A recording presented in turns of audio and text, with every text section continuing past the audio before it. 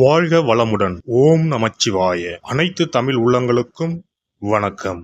12 ஆண்டுகளுக்கு பிறகு நடக்கும் குரு வக்ர பெயர்ச்சி. 119 நாட்கள் பின்னோக்கி சுழலும் குரு பகவான். நவ கிரகங்களில் முழு சுப கிரகமான குரு பகவான் 2024ஆம் ஆண்டு மே 1ஆம் தேதியிலிருந்து ரிஷபராசியில் சஞ்சரித்து வருகிறார். ஒவ்வொரு ஆண்டும் சில கிரகங்கள் வக்ரமடையும். அந்த வகையில் அக்டோபர் மாதம் 9ஆம் தேதி குரு பகவான் ரிஷபராசியில் வக்ரமடைகிறார். இதன் தாக்கம் என்ன? குரு வக்ர பயிற்சி என்றால் என்ன? எத்தனை நாட்கள் நீடிக்கும் என்று பார்க்கலாம். குரு பகவான் இந்த ஆண்டு அக்டோபர் மாதம் 9ஆம் தேதி புதன்கிழமை ரிஷபராசியில் வக்ரமாகி பின்னோக்கி செல்வார். பிப்ரவரி 4, 2025ஆம் ஆண்டு வரை இந்த நிலை நீடிக்கும். வக்ரம் என்பது நேராக செல்லக்கூடிய ஒரு கிரகம் பின்னோக்கி செல்வதை குறிக்கும். ரிஷபராசியில் சஞ்சரிக்கும் குரு பகவான் அடுத்து மிதுன ராசிக்கு செல்லாமல் பின்னோக்கி ரிஷபத்தில் ரோகிணி மற்றும் கிருத்திகை நட்சத்திரத்தில் சுழல்வது குரு வக்ர பயிற்சியை குறிக்கும். ஒவ்வொரு ராசிக்கும் குரு வக்ர பயிற்சி கணிசமான தாக்கங்களை, நல்ல பலன்களை அல்லது தடைகளை ஏற்படுத்தலாம். ஆனால் பொதுவாக குரு வக்ரம் அடைவது என்பது சுப காரிய தடை, விரிவாக்கம், வளர்ச்சி போன்றவற்றில் பாதிப்பு ஏற்படும். இந்த ஆண்டு குரு பெயர்ச்சி எந்த ராசிகளுக்கு நற்பலன்களை தந்ததோ, அதிர்ஷ்டமான பயிற்சியாக இருந்ததோ அந்த ராசிகள் குரு வக்ரமாகும் 4 மாத காலத்தில் குறைவான அளவு நற்பலன்களை பெறுவார்கள். இந்த ஆண்டு குரு பெயர்ச்சி பலன்களில் எந்த ராசிகளில் குரு பகவான் எதிர்மறையான தாக்கம் ஏற்படுத்தினாரோ அந்த ராசிகளுக்கு வரும் 4 மாதம் அமோகமான பலன்கள் கிடைக்கும். அக்டோபர் 9 முதல் குரு வக்ர பயிற்சி தொடங்குகிறது. நவம்பர் 15 வரை சனி வக்ர பயிற்சி நீடிக்கிறது. கிட்டத்தட்ட 40 நாட்கள் 2 முக்கியமான கிரகங்கள் வக்கிரமாக சஞ்சரிக்கிறது. இது ஒரு சில ராசிகளுக்கு அபரிமிதமான நற்பலன்களை, அதிர்ஷ்டத்தை வாரி வழங்கும். பொதுவாக குரு பகவான் இருக்கும் இடத்தை விட பார்க்கும் இடங்கள் சுப பலன்களை பெறும். குரு பகவான் ரிஷபராசியில் இருந்து 5ஆம் பார்வையாக கன்னி ராசியையும், 7ஆம் பார்வையாக விருச்சிக ராசியையும், 9ஆம் பார்வையாக மகர ராசியையும் பார்க்கிறார். வக்ரமடைந்த குரு பார்வையால் சில ராசிக்காரர்கள் ராஜாதி ராஜ யோகம் பெறப்போகின்றனர். இனி இந்த வக்ர பெயர்ச்சியால் உங்கள் ராசிக்கான சுப பலன் என்ன என்பதனையும், அசுப பலன் ஏற்படுமாயின் ராசிக்காரர்கள் செய்ய வேண்டிய பரிகாரம் என்ன, வழிபட வேண்டிய தெய்வம் யார் என்பதனை பற்றியும் விரிவாக காண்போம். உங்கள் வாழ்வில் வளமும் நலமும் செல்வ செழிப்பும் பெற்று வாழ்வில் உயரிய நிலையை அடைய எல்லாம் வல்ல எம்பெருமானை வேண்டி விரும்பி கேட்டுக்கொள்கிறேன். துலாம் ராசி அன்பர்களே, துலாம் ராசியை ஆளும் கிரகம் சுக்கிரன் என்பதால் குரு பகவான் துலாம் ராசிக்கு பகை கிரகம் ஆவார். ஏற்கனவே 2024 குரு பெயர்ச்சி துலாம் ராசிக்கு அஷ்டம குருவாக இருக்கிறது. மேலும் குரு வக்ரம் ஆவது திடீர் அதிர்ஷ்டம், பொருளாதார அபிவிருத்தி, எதிர்பார்ப்பை விட பல மடங்கு வளர்ச்சி என்று மிகப்பெரிய யோகத்தை தரவிருக்கிறது. இந்த காலகட்டத்தில் வண்டி வாகனங்களில் செல்லும் போது கவனம் தேவை. சிலர் போக்குவரத்து விதிகளை மதிக்காமல் அபராதம் கூட கட்ட வேண்டி இருக்கலாம். அதனால் போக்குவரத்து விதிகளுக்கு அதிக முக்கியத்துவம் தாருங்கள். அரசு வகையில் தேவையில்லாத வழக்குகள் அல்லது அபராதங்கள் ஏற்படாமல் பார்த்து கொள்ளுங்கள். உடல் ஆரோக்கியத்தில் அவ்வப்போது சின்ன சின்ன பாதிப்புகள் வந்து சேரலாம். அதனால் உடல் ஆரோக்கியத்தில் கூடுதல் கவனத்துடன் இருந்து கொள்ளுங்கள். வெளி இடங்களுக்கு செல்லும் போது உணவு விஷயத்தில் கூடுதல் அக்கறை எடுத்துக் கொள்ளுங்கள். மொத்தத்தில் ஒவ்வாமை போன்ற பிரச்சனைகள் ஏற்பட வாய்ப்புள்ளது. பொருளாதாரம் ஏற்ற இறக்கமாக இருந்தாலும் கூட சமாளித்து விடுவீர்கள். எனினும் இந்த காலகட்டத்தில் குறிப்பாக சிக்கனத்தை கடைபிடிப்பது நன்மையை தரும். மற்றபடி குடும்பத்தில் சுபகாரிய பேச்சுவார்த்தை தாமதமானாலும் கூட இறுதியில் எல்லாம் நல்லபடியாக நடந்தேறும். சிலருக்கு வீடு வாகனம் தொடர்பாக புதிய கடன்கள் கூட உதயமாகலாம். வெளிநாடு செல்லும் பாக்கியம் தாமதமாகாமல் இருக்க இறைவனை வேண்டிக் கொள்ளுங்கள். உத்தியோகத்தில் கூடுதல் கவனத்துடன் இருந்து கொள்ளுங்கள். உங்களை நம்பி கொடுக்கப்பட்ட வேலைகளை நீங்களே செய்வது நல்லது.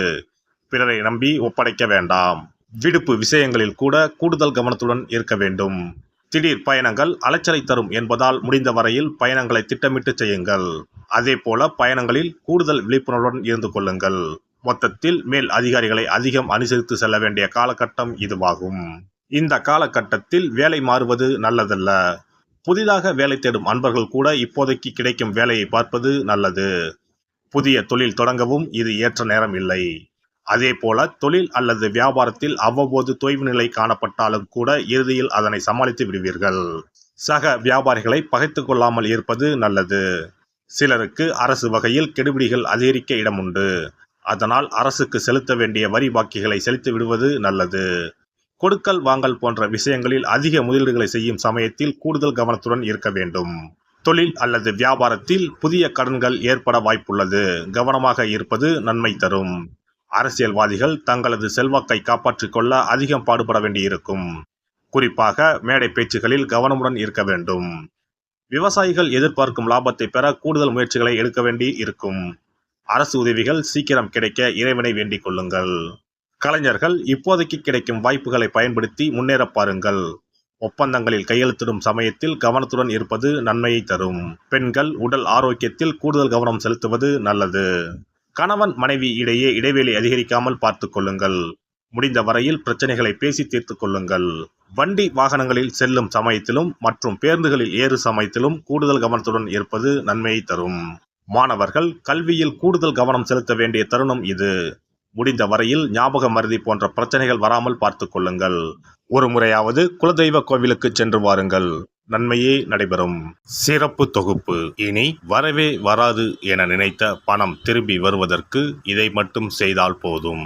நாம் கஷ்டப்பட்டு சேர்த்த அல்லது சம்பாதித்த பணத்தை யாரையாவது நம்பியோ அல்லது அவர்களுக்கு உதவி செய்வதற்காகவோ கொடுத்து ஏமாந்து இருக்கலாம். அப்படி இழந்த பணத்தை திரும்ப இனி வரவே வராது என நினைத்த பணத்தை கூட சில எளிய தாந்திரீக பரிகாரங்களை முறையாக செய்தால் திரும்ப பெற முடியும்.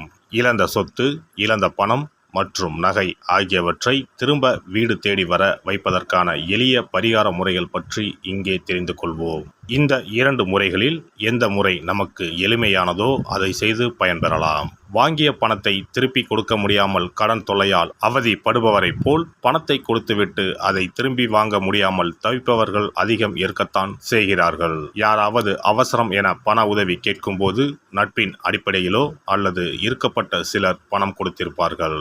ஆனால் பணம் வாங்கிய நபரோ அந்த பணத்தை திருப்பி தராமல் இழுத்தடிக்கலாம். பணம் தர வேண்டிய நபருக்கு சூழ்நிலை காரணமாக பணம் வராமல் உங்களுக்கு திருப்பி தர முடியாமல் இருக்கலாம். அல்லது அந்த நபர் பணத்தை திருப்பி தரும் எண்ணமே இல்லாமல் இருக்கலாம்.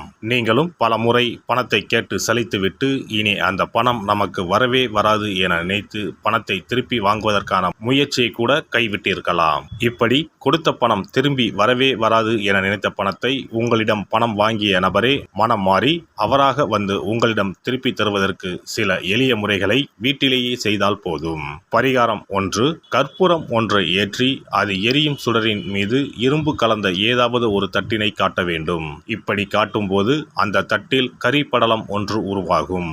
இந்த கரியை உங்களின் வலதுபுற நடுவிரலில் எடுத்து ஒரு தெளிவான வெள்ளை காகிதத்தில் உங்களுக்கு பணம் கொடுக்க வேண்டிய நபரின் பெயரை எழுதி கொள்ளுங்கள். பிறகு அந்த பேப்பரை சிறியதாக மடித்து உள்ளங்கையில் வைத்துக்கொண்டு உங்களுக்கு பணம் கொடுக்க வேண்டிய அந்த நபரின் முகத்தை மனதில் நினைத்து கொண்டு அவர் உங்களுக்கு பணம் கொடுத்து விட்டதாகவும் உங்களுக்கு வரவேண்டிய பணம் அனைத்தும் வந்துவிட்டதாகவும் நினைத்து கொள்ளுங்கள்.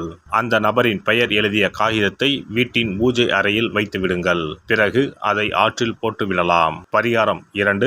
ஒரு சிறிய கிண்ணத்தில் மஞ்சளை தண்ணீர் கரைத்து எடுத்துக்கொள்ளுங்கள். ஒரு குச்சியால் அந்த மஞ்சளை தொட்டு வெள்ளை காகிதத்தில் பணம் தர வேண்டிய நபரின் பெயரை எழுதி கொள்ளுங்கள்.